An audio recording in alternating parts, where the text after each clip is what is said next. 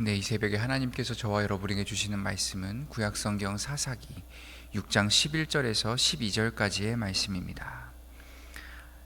사사기 6장 11절 12절 말씀 함께 한 목소리로 합독하시겠습니다. 이것은 하나님의 말씀입니다. 여호와의 사자가 아비에셀 사람 요아스에게 속한 오브라에 이르러 상수리 나무 아래에 앉으니라. 마침 요아스의 아들 기드온이 미디안 사람에게 알리지 아니하려 하여 밀을 포도주 틀에서 타작하더니 여호와의 사자가 기드온에게 나타나 이르되 큰 용사여 여호와께서 너와 함께 계시도다 하매. 아멘.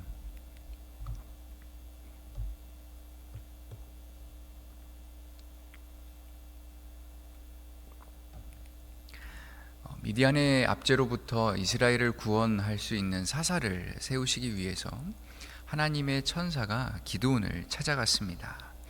일단 이렇게 천사가 등장했다는 사실만으로도 참 흔한 일이 아니었다, 평범한 경우가 아니었다라고 바로 어제 오후 시간에 말씀을 드렸었는데요.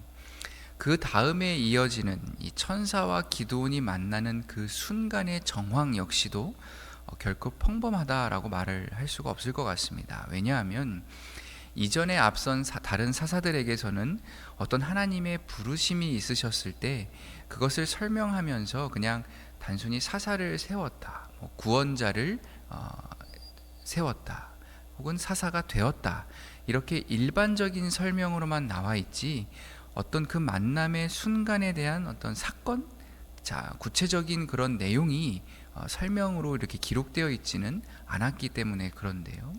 그래서 첫 번째 사사인 온니엘도 그냥 한 구원자를 세웠다, 이렇게만 표현이 되어 있고요.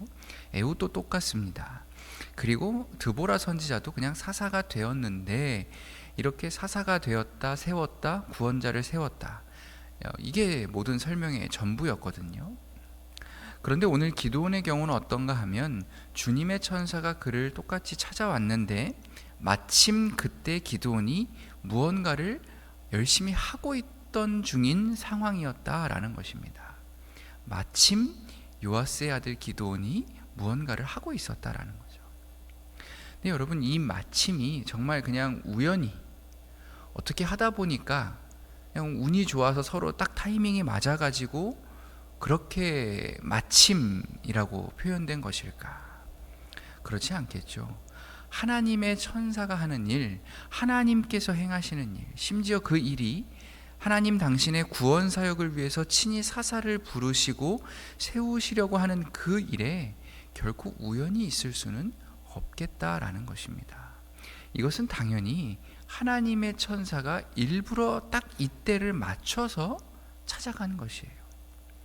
기드온이 어떤 특정한 행위를 하고 있었기 때문에 바로 그때가 하나님의 메시지를 전할 수 있는 가장 적기였기 때문에 하나님의 천사가 굳이 이 시점에 이 장소로 기드온을 맞춰서 찾아갔다라는 것입니다.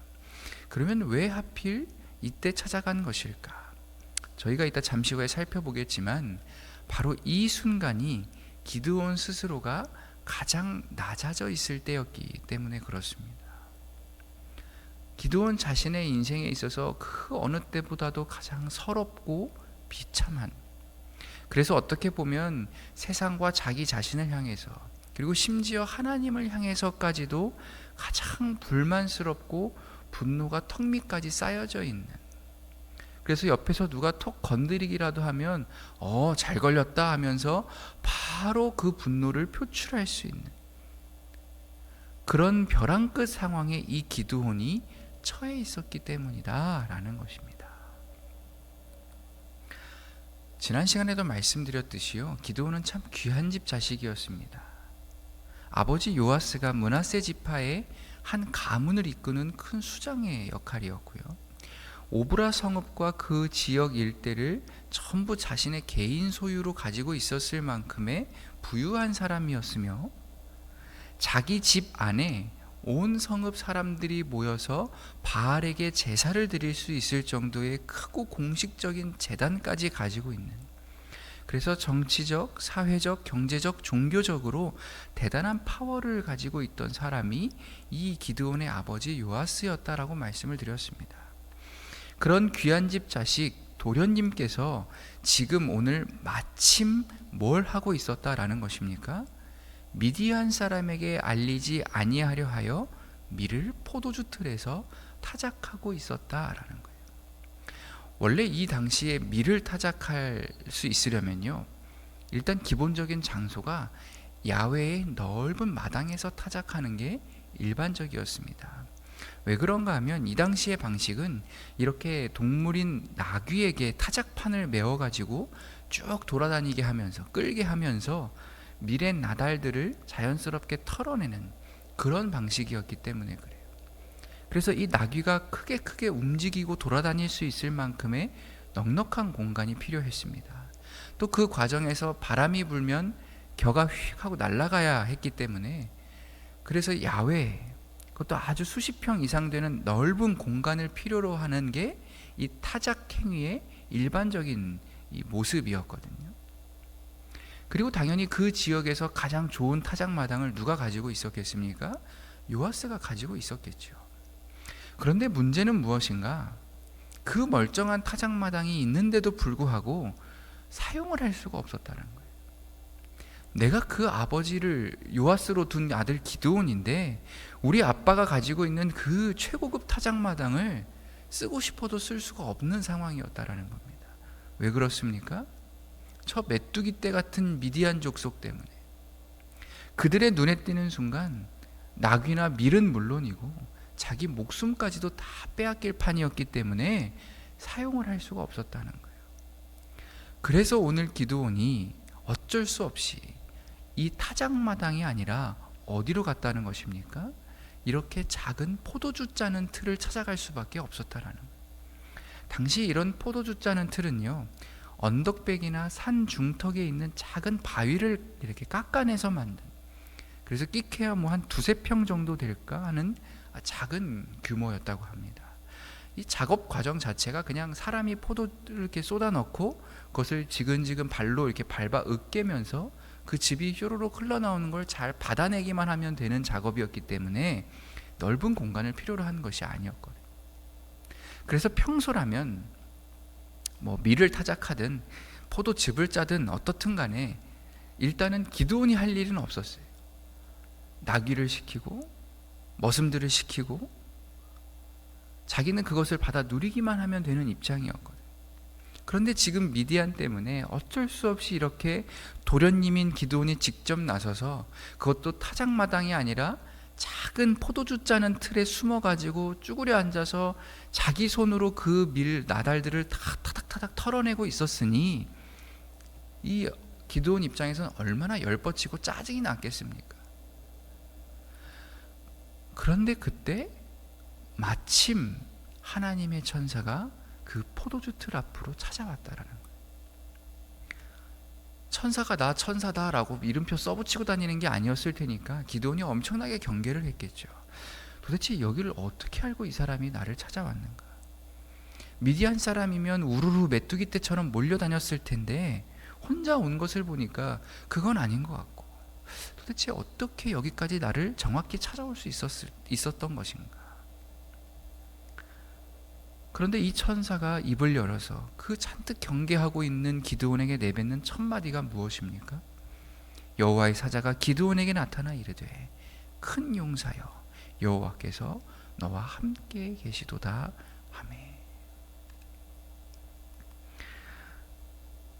여러분, 오늘 기드온이 부름받은 자리, 큰 용사여 하면서 사사로 세움을 받기 시작하는 이 자리는요, 너 참 사사답다, 너 정말 구원자답다, 이렇게 인정받을 수 있을 만큼의 화려한 전쟁터 같은 곳이 아니었습니다. 또한 성전과 같이 거룩하다, 하나님께서 계실 만하다, 그래 하나님의 일이 일어날 만하다라고 여겨질 만큼 성별되고 구별된 공간 역시도 아니었다라는 거예요. 아주 평범한 보통의 자리, 아니 평범하다고 말할 수조차 없는, 그래서 누가 남들이 들었을 때 너가 그런 자리에서 세움을 받았다고 아무도 인정해 줄 수 없고 고개를 끄덕여 줄 수 없는, 정말 잔뜩 움츠러든 채 스스로 숨어 들어간 그 작고 초라한 포도주 틀에 기드온이 홀로 머물러 있었어요. 하지만 바로 그랬기 때문에 마침 하나님께서 기드온을 찾아와 주셨고, 바로 그 가장 낮은 자리에서 기드온을 친히 대면하여 만나 주셨다라는 사실입니다. 그 이유가 무엇인가? 바로 그때가 기드온의 인생에 있어서 가장 하나님을 만날 만한 때였기 때문입니다. 바로 그때가 기드온 인생을 통틀어서 가장 하나님 음성에 귀를 기울일 수 있는 준비가 되어 있는 때였기 때문에, 바로 그 자리가 기드온 인생에 있어서 가장 하나님께 나의 모든 것, 온전한 순종을 내어드릴 수 있는 가장 좋은 장소에 그가 앉아 있었기 때문에 그렇다라는 것이. 오늘 우리도 마찬가지. 내 소견에는, 저 세상 사람들의 시선으로는 도무지 하나님의 히읗자도 고백할 수 없는 그런 좌절의 순간, 낙심의 세월, 어려움의 시간들을 보내고 있다 할지라도 하나님을 믿는 우리가 여전히 포기하지 않아야 하는 것은, 우리를 위해서라면, 나를 위해서라면, 하나님 당신의 뜻을 이루시기 위해서라면 얼마든지 이 작은 나의 포도주 틀에까지라도 찾아와 주시는 하나님, 나에게 있어서 가장 자랑할 수 없는, 너무나 초라하고 수치스럽고 어디 내놓기도 부끄러운 그런 자리에 있다 할지라도 얼마든지 그 장소를 가장 놀라운 구원사역의 초석이요 위대한 부르심 소명의 자리로 바꾸어 내실 수 있는 하나님.